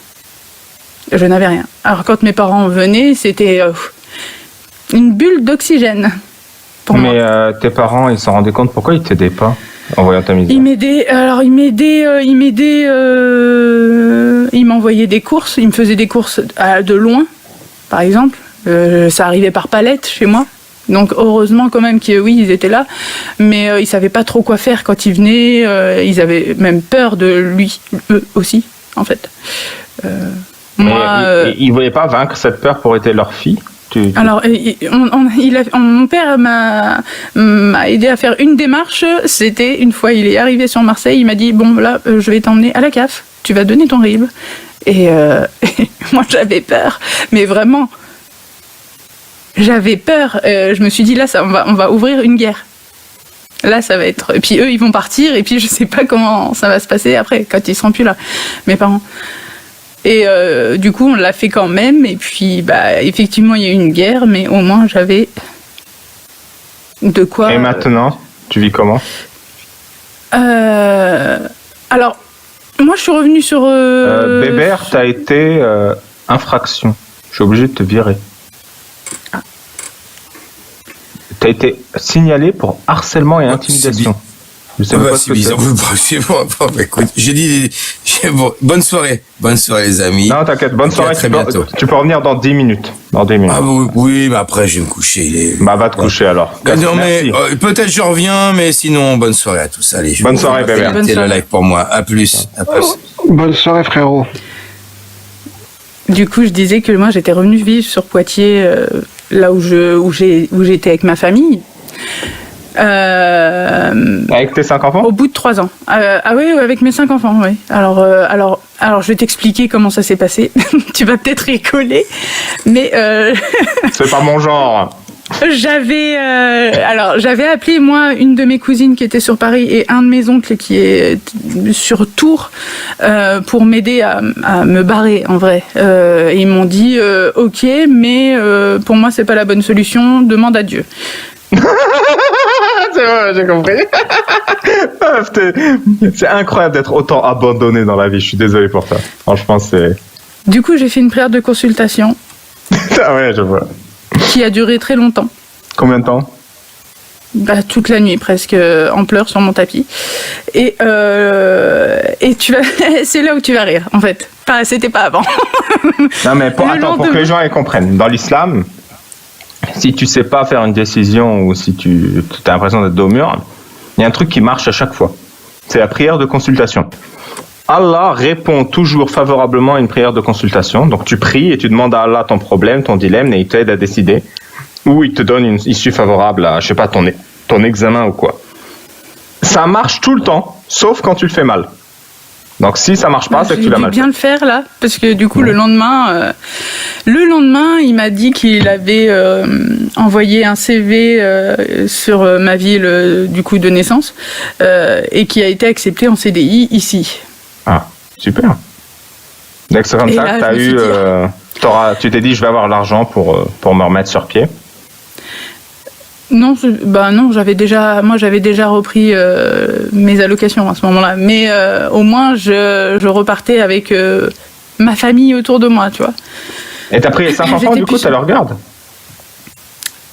Aujourd'hui, oui, je l'ai gagné, mais je l'ai gagné parce que je pense que c'est parce qu'il a été condamné déjà. Moi, c'est pour violence conjugale. Les plus grosses violences ont été après mon retour chez moi. Ah, tu veux nous raconter ou pas? Oui, j'ai eu 14 jours d'ITT, il m'a... C'est-à-dire, tu as récupéré ta CAF, tu as trouvé ton CDI, tu l'as quitté. Non, pas moi, c'est lui. Quoi? C'est lui qui avait trouvé un CDI sur la ville où je vivais avec ma famille. Le lendemain de sa prière, son mari a trouvé un CDI, c'est ce qu'elle a dit. Moi, je pouvais pas travailler, moi. Je comprends. Il a trouvé un CDI, donc vous êtes rentrés ensemble près de ta famille. Voilà. Ah, et là, quand vous êtes rentrés ensemble près de ta famille, les violences se sont accentuées. Voilà. Parce que il t'aimait Parce que certainement que c'était pas fait de bon cœur et que lui, il aurait préféré rester là-bas, mais c'est moi qui mettais une pression pour... je voulais retourner là-bas. Donc il l'a mis sur moi. Ok. Et du coup, tu l'as prouvé, tu es allé à la police, tu l'as prouvé devant la police, et ce qu'il t'a fait. T'as rendu justice. Oui, parce que c'était visible. Je veux dire, sur moi, il m'avait pris par la gorge et il m'avait soulevé et il m'avait jeté en arrière. Et je me suis pas retenue, je m'attendais pas à ce qu'il me jette en arrière en fait à ce moment-là, et du coup impossible de me relever. Alors tout ça devant mes enfants, du coup. Wow. Mes enfants qui venaient autour de moi et qui leur disaient de dégager parce que je faisais du cinéma et voilà. Et du coup, je me suis dit ça s'était passé entre midi et 2, je devais ramener mes enfants à l'école après. Et du coup, je me suis dit il va repartir au travail et moi je vais dans mon état, même si j'arrive même plus à bouger. Je pensais que ma nuque était cassée. Je vais aller à l'école et puis ceux qui verront, voilà, ils verront. Ils ont vu. Du coup, on m'a accompagnée. Donc ils ont vu quoi? Que tu étais mal en point, que tu avais des bleus? Oui, j'avais des bleus là autour de la gorge. Je ne pouvais plus parler parce qu'ils m'avaient broyé les cordes vocales, la trachée un peu. Et je pouvais pratiquement, pas très bien marcher parce que contusion lombaire aussi. Et entorse cervicale, en fait. C'est ça qui s'était passé à ce moment-là. Et du coup, l'école aussi, parce que mes enfants en ont parlé, et il y a eu un signalement. Et ça a commencé comme ça. Et puis, c'était l'autre violence qui est venue bien après, où j'ai appelé mes parents et j'ai dit... appelez la police. Moi, je peux pas le faire. J'étais obligée de m'enfermer sur mon balcon pour les appeler, pour pas que ce soit moi qui le fasse. J'avais eu peur. Donc voilà. Et là, ils sont venus carrément le chercher, menottes, jugement, comparution immédiate 3 jours après. Et puis voilà, il n'a pas eu de peine d'emprisonnement ferme. Il a eu que 6 mois de sursis avec juste interdiction d'approcher mon domicile, l'école des enfants et les endroits où je vais régulièrement, c'est-à-dire chez moi et chez ma mère, l'école, voilà. T'es satisfaite ou pas? Non, j'étais pas satisfaite parce que il a gardé le double de mes clés de chez moi et à chaque fois que je rentrais parce que moi je m'étais réfugiée chez mes parents, ils m'ont hébergée le temps que je pouvais plus être ici. J'avais peur. Et à chaque fois que je revenais ici pour récupérer des affaires, il je retrouvais son passage. Il laissait des t-shirts avec du parfum, des mots sur mon frigo, des mots dans ma voiture. Il avait le double. Tu peux pas le signaler à la police, ça? Alors je l'avais signalé à la police, mais il réfutait. En fait, c'est pas lui. En fait, j'avais pas la preuve. En fait, il fallait que je prouve qu'il avait bien le double de mes. Une caméra, peut-être? Ouais. Bon, alors ça, c'est passé. C'était en 2020. Okay. Du coup, il avait 2 ans de suivi judiciaire et les 2 ans sont passés. J'ai fait une énorme erreur, c'était de retourner avec lui après. Pourquoi? Parce qu'il y a eu un moment où j'ai entrouvert une porte parce que les harcèlements étaient tellement présents qu'il était là tout le temps. Et du coup, je suis retournée avec. Et oui, ça, c'était une énorme erreur. Donc, t'as craqué face à son harcèlement? Alors oui, et puis je pense que en fait, il a passé son temps à me. J'avais plus du tout confiance en moi. J'étais incapable de faire quoi que ce soit. Il m'a toujours dit que j'étais une assistée. Et moi, quand je regardais en arrière dans ma vie, je me disais putain, oui, c'est vrai. C'est vrai, j'ai jamais fait un truc toute seule, en vrai. Personne m'a laissé, ni mes parents, ni lui. Moi, je suis partie de chez mes parents, j'ai atterri chez lui. Voilà. Là, t'as l'air solide sur tes appuis. Comment tu t'es sortie de cette influence? Alors, je me suis détachée, du coup, après m'être remis avec lui, je me suis détachée petit à petit parce qu'il continuait ses conneries, en fait, de son côté. C'était pas les mêmes. Il m'a jamais refrappé, mais il avait déjà dit une fois devant un ami qu'on avait en commun qu'il pouvait plus me taper maintenant, c'était trop dangereux. Voilà. Ça va? T'as fait ce témoignage chez Casus et chez Amir? Non, je n'ai jamais été dans le détail. Pourquoi tu fais ce témoignage chez eux et tu reviens de chercher chez moi? Qu'est-ce que tu veux faire? C'est quoi ton objectif? Alors moi, c'est ce que je voulais dire au début, mon objectif... Ah pardon. Attends, il faut que je branche mon téléphone, sinon on va être coupé. Mon objectif, c'est que depuis que j'ai apostasié, et je vais devoir éteindre la lumière, pardon... Depuis que j'ai apostasié, j'ai ce besoin de...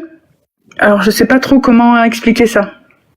En fait, il faut que je me débloque. J'ai des blocages qui sont liés au dogme dans lequel j'ai grandi. Et le fait que je fasse ce pas-là, de le dire à mes parents, de le dire à mes sœurs, et de monter sur des lives à visage découvert, je veux assumer. Assumer quoi? Je veux sortir de cette boîte. Je veux pas avoir peur. Je veux pas rester dans une peur de qu'est-ce qu'ils vont dire, je veux plus rester dans cette peur-là. Dans aucune peur d'ailleurs même en fait aujourd'hui. C'est courageux. Donc moi ça me... Merci, c'est ce que j'essaie.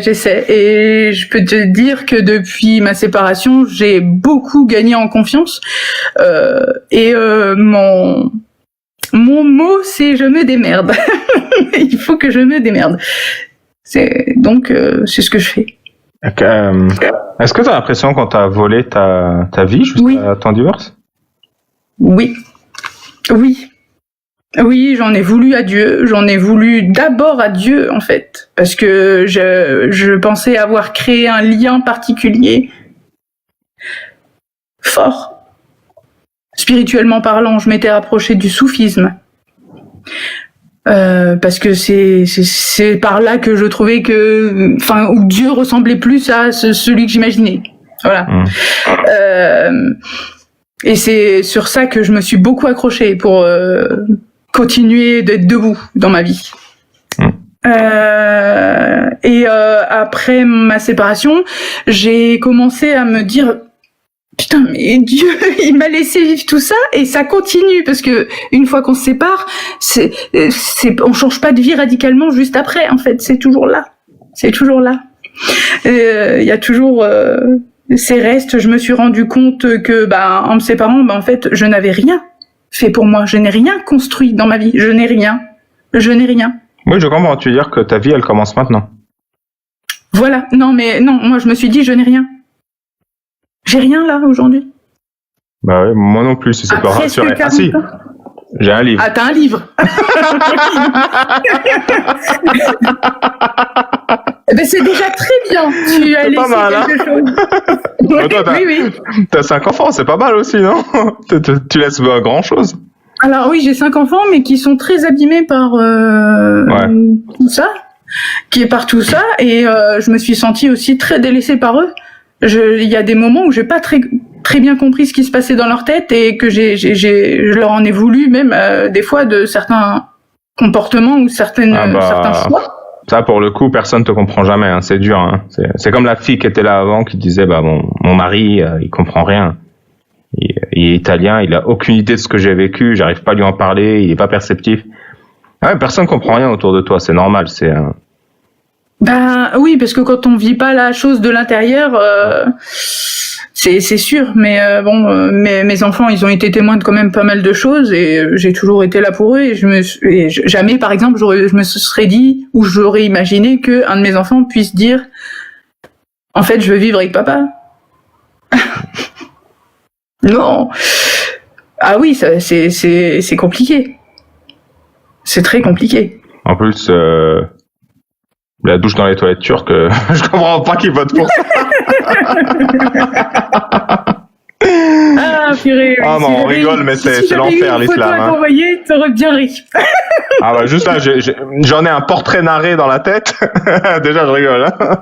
Ouais, mais je me doute bien. D'ailleurs, s'il passe par là,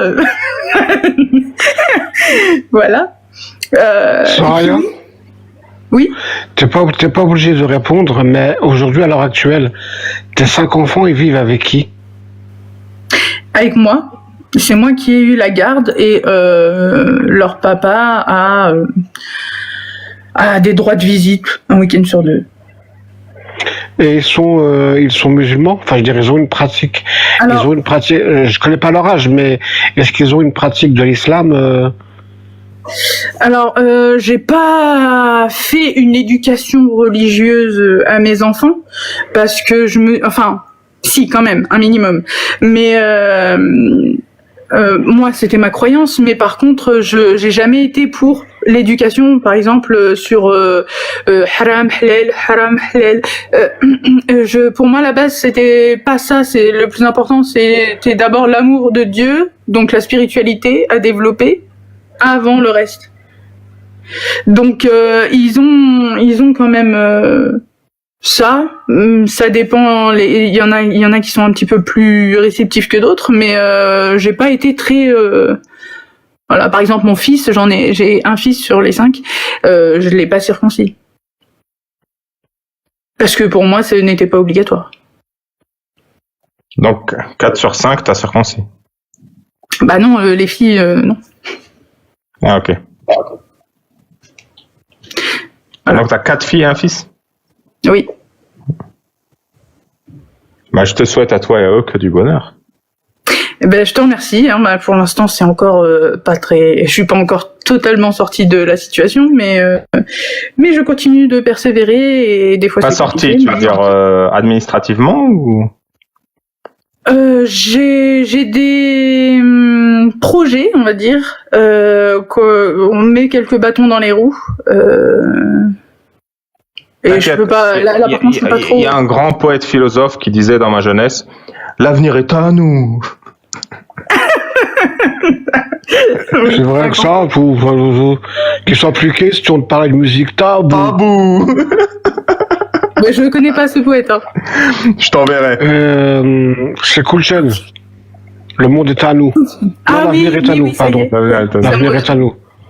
Allez. Avec Doudou, Masta et je sais plus qui. C'est 6e sens, c'est cadeau. En tout cas, ton témoignage est poignant. 6e sens, ma gueule! 6e sens! Tête brûlée sec! Funky Maestro! À l'époque, ils disaient tous qu'on n'avait pas super flow et qu'on poserait jamais sur un projet de Funky Maestro. Alors j'ai sorti le micro, posé mon flow, sorti l'écro, niqué les faux, monté le niveau pour essayer de sortir du lot. Ma gueule, tu veux que je te dise, l'avenir est à nous depuis le temps. Voilà. C'est pas la version originale, ça. L'avenir C'est est la à reprise. nous. J'ai déjà C'est la entendu. reprise. Regarde ces flammes dans mon iris brûle. Dis bonjour mauvais garçon. Ça, c'est Cool Chain. Oui, je connais Cool Chain. Je connaissais plutôt, parce qu'il est plus trop d'actualité. Mais bon. Oui, j'ai pas vu de commentaires haineux. Je sais pas pourquoi on me dit ça. Moi, je sais pas. Si, là, il y a eu, j'en ai muté pas mal. Il y a eu pas mal de commentaires limites. Ouais, mute-les pour qu'ils puissent revenir une autre fois. Non, mais je les mute 1 minute ou 5 minutes, pas Ouais. pour tout le live. Juste histoire d'envoyer un message, parce que il y en a qui sont vraiment indécents, qui parlent de CAF, enfin bref, de tas de trucs comme ça, des discours un peu trop racistes, trop J'ai fait distants beaucoup d'enfants pour avoir la CAF, tout ça. Bah ouais, j'en ai pas trop profité. Ils sont trop distants de l'empathie. Ouais, Ils entendent une personne livrer ce témoignage, et le premier truc qu'il dit, c'est ouais, ça nous coûte machin, la CAF, nanana. Je comprends pas. C'est. Eh ben écoutez, on pourra pas les faire changer ni d'avis ni de. Donc bon. Pourquoi tu montes ton visage? Ça fait partie du process. Je n'ai pas à me cacher de mes choix ou de ce que je peux dire. Je n'ai pas honte. Je n'ai pas. Oui, je comprends. Tu veux montrer au monde entier que maintenant tu as réalisé que ta vie t'appartient. Exactement. T'as vu, je suis fort pour résumer. Eh oui, c'est très bien. Pas moi. Mais oui, c'est exactement ça. Et moi, je suis claire avec ce que je deviens et mes projets et comment je vois aujourd'hui. Et encore, c'est pas encore tout à fait abouti, mais il y aura certainement d'autres questionnements ou une évolution, mais voilà. Comment t'as connu Amir, Casus, les gens chez qui t'as témoigné? T'as témoigné sur ça aussi? Ouais, mais une fois et j'étais de l'autre côté à ce moment-là. T'étais musulmane? Ouais. Je suis montée. Et c'était comment l'échange? Ouais. Oh, c'était très rapide, on m'a dégagé assez rapidement. Coraniste, ils t'ont dit? Ils m'ont dit t'es pas musulmane. Ah, ok. T'es pas sunnite déjà. Et même les musulmans me disaient les musulmans sur le live me disaient t'es pas musulmane. Et Jack et Amir et ils me disaient t'es pas sunnite. Et il y avait Mihoub aussi qui t'es pas une musulmane sunnite. Et moi je disais mais pourquoi tout le monde me dit que je suis pas musulmane? Je comprends pas. Et là t'as compris? Ah bah oui, j'ai compris. J'ai très bien compris. Du coup, comment tu nous as trouvé? T'as trouvé Jack d'abord? Alors, j'ai trouvé Jack d'abord et j'aimais pas du tout. En fait, je ne comprenais pas le concept et le but. Parce que je comprends. J'ai toujours été tolérante. Chacun fait ce qu'il veut, pense ce qu'il veut, croit en ce qu'il veut. Mais là, je comprenais pas le fait d'ouvrir des lives et pour démolir. Moi, je voyais que ça. On démolit, parce que je voyais que des gens se faire démolir en vrai. Hein. Et je me disais mais merde, pourquoi il y a que des Mongols qui montent? C'est bon, maintenant t'as compris ou pas? Non, mais c'est que quand je suis montée, je me suis rendu compte que moi aussi, j'étais une Mongole. C'est ça. Et c'était... Et maintenant, tu te rends compte que si on avait démoli l'islam plus tôt, t'aurais peut-être pas vécu tout ça. Je pense que je l'aurais vécu, je pense, si. Non, mais j'ai pas envie de vous en vouloir aussi de pas être venu avant. non, mais si, je pense que j'étais trop. Je sais pas comment expliquer. Je pense que le déclic a été le fait de me séparer. Ma séparation, ça a fait une sorte de... fallait que je remette en question tout. C'est le changement qui m'a fait ça, je pense. Ok. si je vous avais connu avant, je l'aurais pas pris de la même manière, je pense. Après, je sais pas. Mais bon. Mais si, ça peut faire germer quelque chose, quand même. On passe par chez vous, on vous aime pas, on se fait démolir, mais après, si tu te dis, attends, qu'est-ce que j'aurais pu te dire? Alors tu vas chercher, et puis après, en fait, quand tu cherches, moi, je me rappelle que j'avais cherché un truc, je sais plus, en sortant de quel le live à qui, sur Frappez-les, le passage de Frappez-les, le verset coranique. Et j'étais en train de chercher, en me disant oui, on m'a toujours dit que ça voulait pas dire ça vraiment. Donc j'ai cherché et j'ai trouvé une explication. On t'a toujours dit que ça voulait pas dire ça pendant que tu te faisais frapper par ton mari? Pendant, avant, oui, on m'a souvent dit, enfin on n'a pas. Donc toi-même, tu te faisais frapper par ton mari et tu te disais frappez-les, ça veut pas dire frappez-les. Oui, ça voulait pas dire frappez-les, du coup. Pour moi, mon mari, il était complètement à côté de la religion.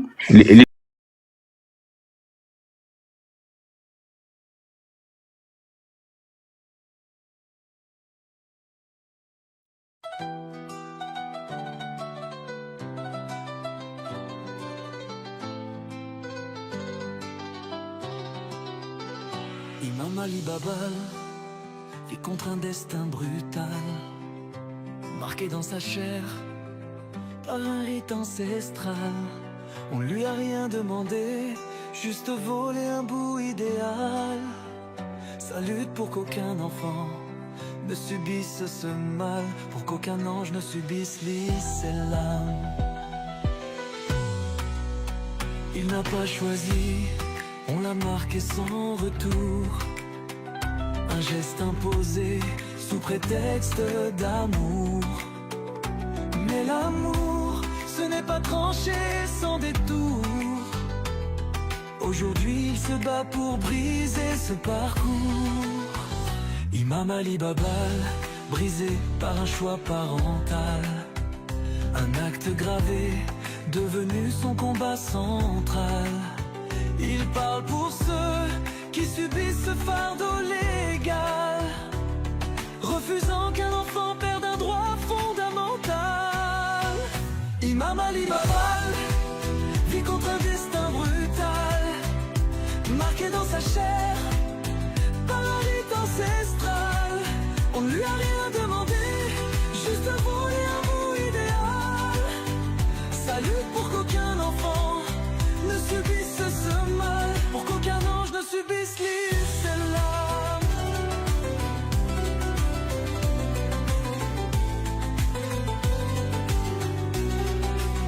Il parle pour ceux qui n'osent pas, il défie ceux qui imposent. Face aux traditions figées, il lève le poing, il explose. Les âmes meurtries ne doivent plus se taire sous la cause, car le respect du corps est un droit que personne n'oppose. Les cicatrices ne s'effacent pas, elles brûlent à chaque instant, pas seulement sur la peau, mais dans l'âme, dans le sang. On lui a dit c'est pour ton bien, mais qui peut juger d'un tel tourment, quand ce qui a été pris ne se rend pas, quand la douleur dure une vie, pas un instant.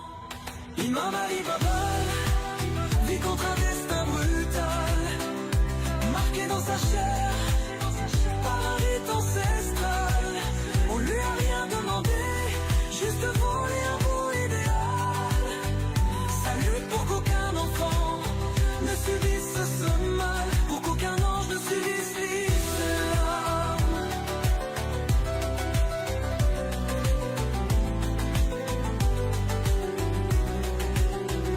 Imam Ali Babal vit contre un destin brutal, marqué dans sa chair par un rite ancestral. On lui a rien demandé, juste volé un bout idéal. Sa lutte pour qu'aucun enfant ne subisse ce mal, pour qu'aucun ange ne subisse l'islam.